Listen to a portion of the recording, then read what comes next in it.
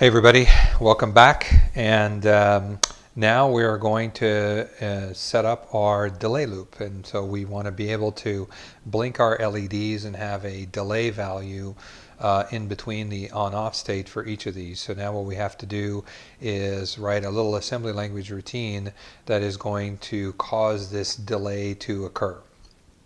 Let's go back to Visual Studio Code here again and look at this. And so we're going to create a new file for our delay loop. So let's set up a new file, and we're just going to call it delay.S. So we have our delay loop.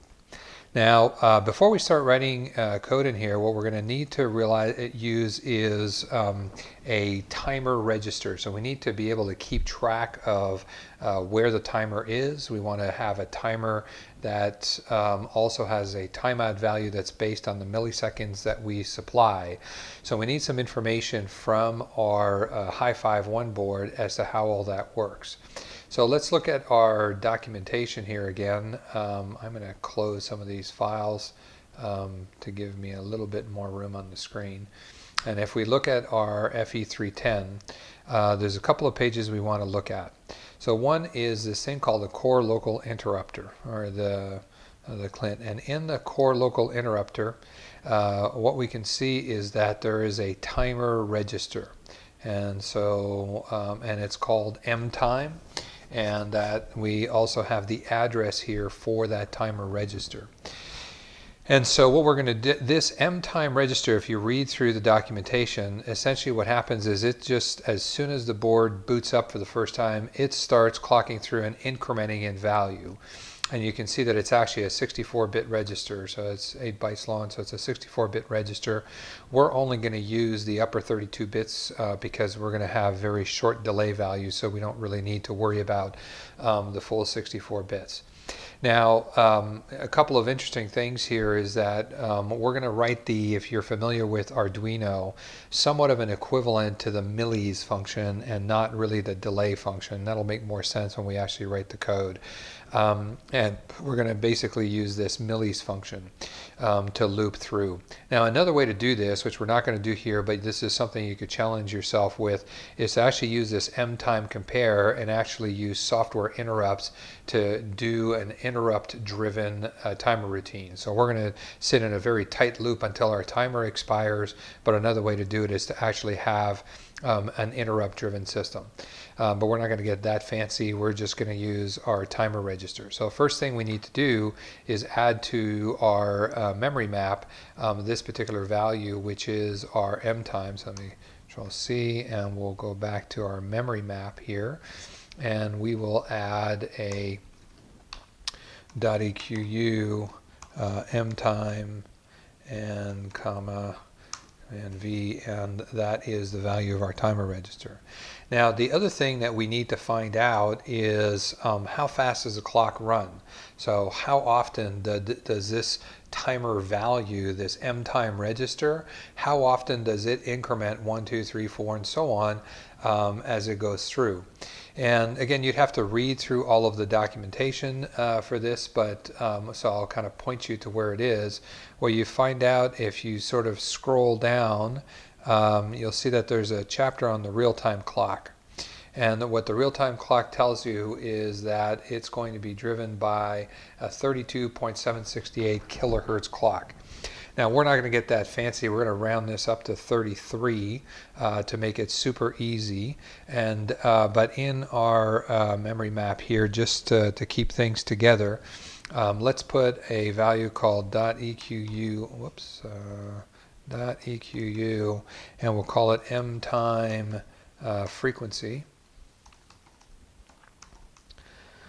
And I'm going to set this value to 33. Now, as I said, the reality is the clock runs at 32.768 kilohertz, which means that it basically increments 33 times for every frequency click. And so what we want to do is take our milliseconds that are going to be passed to us, multiply it by 33, and that'll give us a reasonable approximation of how long our time value is. So what we're going to do here is we're going to set up our delay loop so that we take the current value of the timer register. We're going to add this, our delay value times the frequency, and then we're going to sit in a loop until that value comes, the M time value goes through. So let's write that in our delay loop, and hopefully this will make a little bit more sense. So basically we want to start just like every other function is to be able to set up our dot section, and we're writing text because it's code. We're going to do our dot align to just like we did before, and now we're going to do a global declaration, whoops, of our routine, which is called delay. Now we want to include our memory map and dot inc, and right now that's actually all we need to include for this one. And now let's go into our delay, and same thing, we're going to just good hygiene here, we're going to set up our stack frame.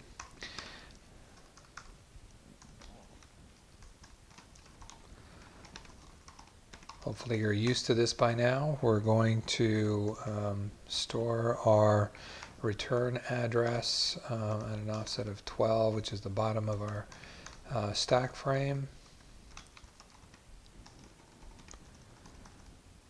Okay, and now what we want to do is load our immediate timer value into our temporary register T0, and we're going to bring in our M time register. I'm pretty sure that's what we called it, so I'm going to go back to M time. Yeah, we did. And go back to our delay function. So we're going to load load current value of timer.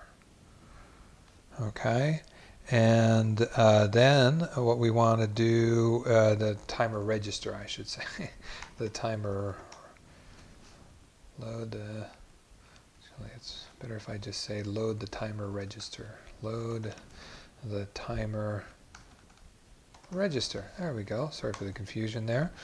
And now what we want to do is load word, which is the actual timer value, into our T1, our temporary register, and we want to get it right at the base. We want to get the first value, and now what we want to do is load the current value of the timer.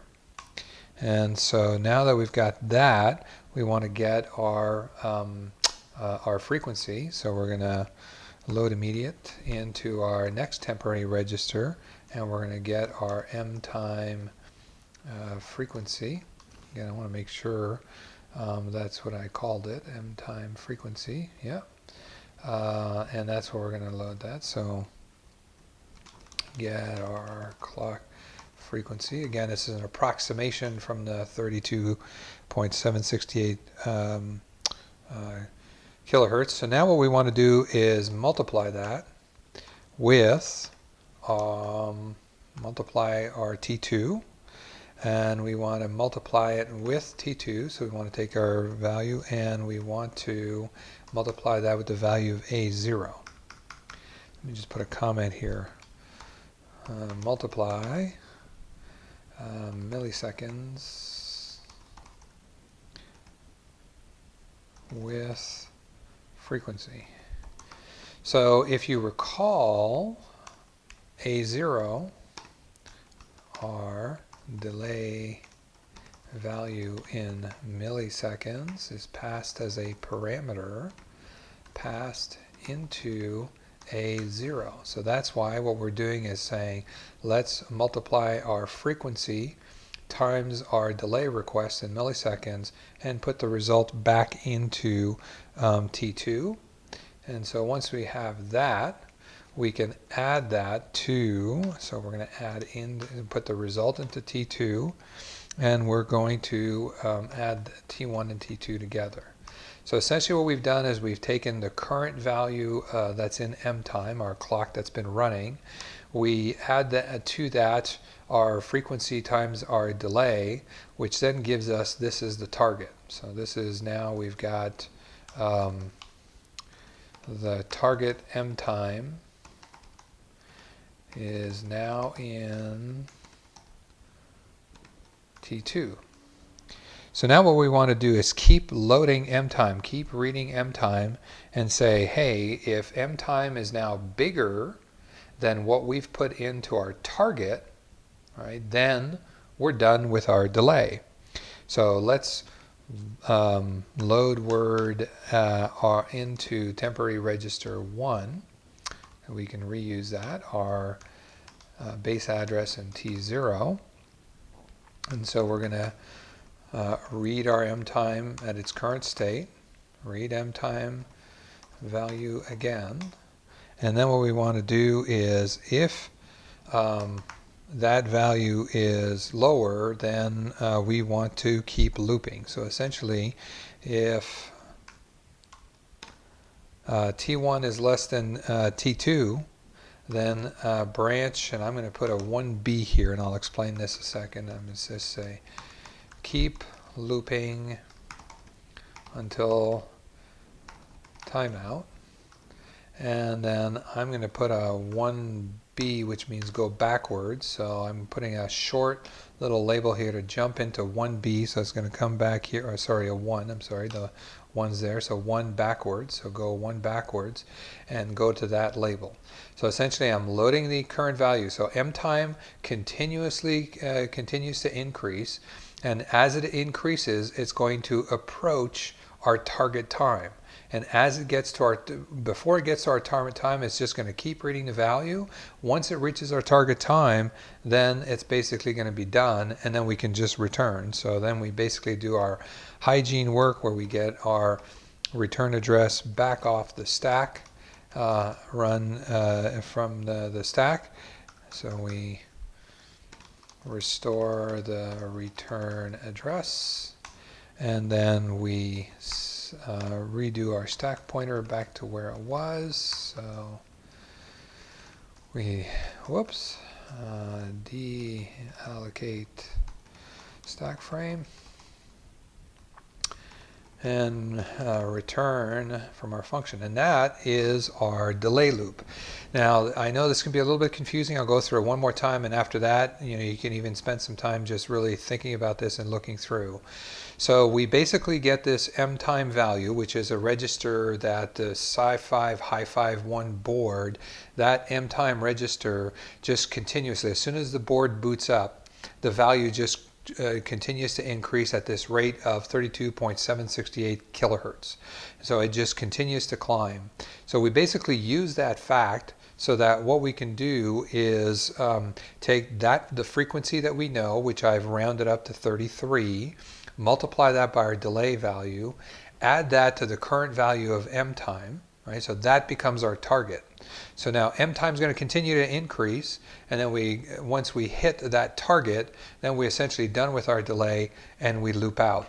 Now I should stress here, this is not the super accurate timer, and I'm only looking for things like 200 milliseconds or 500 milliseconds or something like that. If you were looking for a super accurate timer, you'd have to do a little bit of extra work to deal with the fact that we've rounded out, and you'd probably want to set up a software interrupt to do this.